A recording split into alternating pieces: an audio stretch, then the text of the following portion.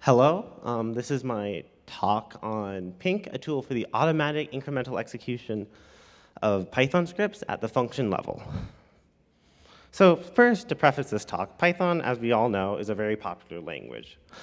89% of data scientists use it as their primary language, and LLMs are very good at generating Python code.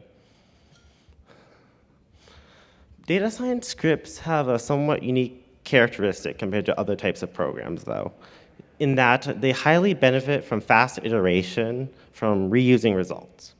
In the example, the data scientist first trains their model and then plots the result of that training. Okay. Ideally, they would want to rerun these two steps independently, and they would normally use something like a Jupyter Notebook for this, because that lets them, for instance, fix a typo in their plotting code rather than re-execute the whole script, which would take a very long time. However, notebooks are generally known to be somewhat bug-prone because the state of the notebook does not necessarily match up with the state of the code. Like, for instance, the developer might first change like a hyperparameter in how they train their model, but forget to rerun the dependent cell later on representing the plot. Meaning that if they look at that plot, they might think that, oh, it represents the new hyperparameter rather than the old one, which could lead them to draw a wrong conclusion. So the goal of this project is to achieve incremental execution Python scripts automatically without resorting to manually picking which cell to re-execute. So that's why we introduced Pync, a tool for the fine-grained incremental execution of Python scripts by automatically and persistently memorizing pure functions.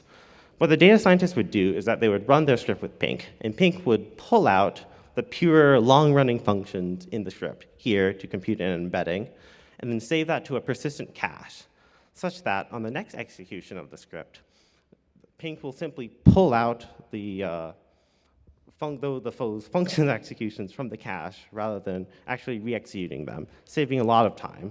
This could be useful if the data scientist wants to, for instance, generate a new plot from their original analysis.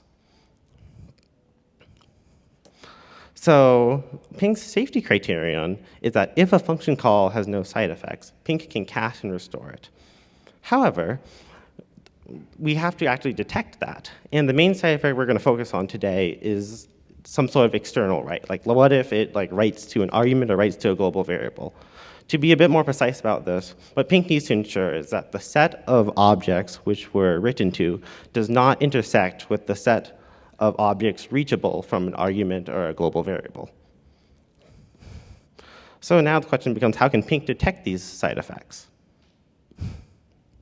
So what Pync does is that first instruments the script using a source-to-source transformation to insert hooks into all the program events that could cause a write or external read. Then it runs the script and generates an event log, which, after the script execution, can be analyzed by Pync, such that it can detect if a write escaped some sort of function execution. Then, if that function is pure, it can store the result to a cache, such that on the next execution, if it's called again, it can check that the code and read dependencies of it are unchanged. And if they are, it can pull it from the cache instead of re-executing it. So now I will go over the main way Pync detects these sort of write-based side effects using an event log. What Pync would do is that it would first note down that, oh, we've entered func, and that there is an argument load of A from func with a certain hash, which lets us, on the next execution, check whether it's the same, and also has some set of IDs reachable from A, which lets us do the write detection. We do the same for any sort of global load. Then, when there's a write, Pync will record that in its log, and then during the analysis phase, it will be able to note down that since B was written to, and B is alias to a.foo, and a.foo is reachable from an argument, then this whole execution is impure because it wrote to something that existed outside of the function. Then back to the original execution, it will log that the function is exited with some sort of return value, which won't be used because this function isn't cached, and we're done. So on to the preliminary evaluation. We aim to answer 2 research questions. One, does Pync actually improve the execution time of a Python script after some sort of small code change that does not invalidate the cache? And 2, what is the overhead of executing a script the first time with Pync? So we have some benchmarks. Right now, we have 2 Kaggle notebooks, each with sets of iterated versions with a slight change each time. In the future, we will have more versions. And we've slightly edited these to put expensive chunks into functions to be cached, because originally both of these notebooks were just all straight line, notebook code with no functions or anything. And here are our preliminary results. These were run over 5 trials. And we show that the first run overhead is only 14% for the versions of the script where cache was being generated. And then the speed up for using that cache was 4.2 times for drug imaging and 1.9 times for fraud classify, showing that Pync does actually lead to a pretty good speed up on executing these scripts. And so, in conclusion, our product shows that Python can be executed incrementally, automatically, by carefully tracking the side effects present in the code and yes. Okay. Questions from the judges? Thanks for the talk. Thank you. I'm curious if the script is doing something with the file system, like maybe it's coming up with a bunch of data and storing it to a file that it's going to read from later. How does that interact with the side effect detection? Yes. So for library calls in general, we have right now manually handwritten annotations which represent what effects that function would do. If it wrote to a file, we just call that non-deterministic and refuse to cache.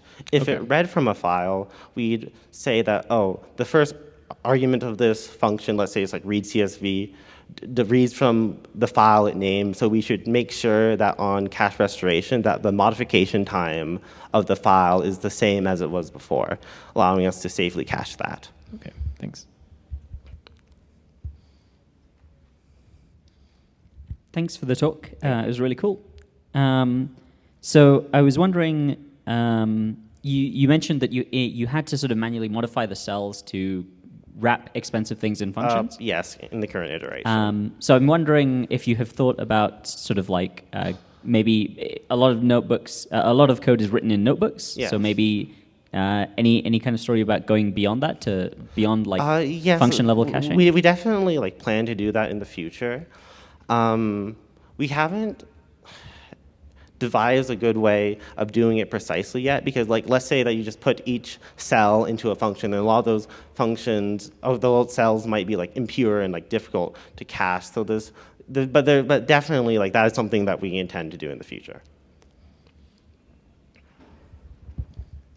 Nice talk. You said you particularly want to cache the expensive results of computation. Yes. Do you have a threshold for what constitutes expensive, and have you tried varying it or even Right just dropping now, it altogether? we just use 1 second. In our final evaluation, we will definitely vary it, and perhaps maybe base it on some sort of heuristic on how big the inputs are, for instance.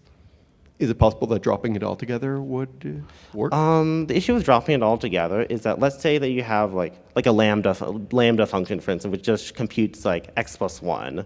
Then that would cause kind of a pathological overhead in the system, because it would keep trying to restore it from cache even though it's very cheap. Mm-hmm. Yeah, thanks for a nice talk. Okay. How do you deal with these dynamic features in Python where, let's say, somebody overloads plus, and then under the hood, the plus operator will actually do some non-side effect Well, there are 2 aspects of that. If it's in user code, we just instrument that already, so it would automatically go into the overloaded function. If it's in library code, we'd annotate the plus operation as impure. Although in our current iteration, we do have the ability to annotate operators. We just assume that they're pure for simplicity. Thanks. One last question. Nice talk. You mentioned you're doing some dependency tracking in the yes. slide. What if those dependencies are input dependent? Sometimes they might appear in another execution, but may not appear in the original one.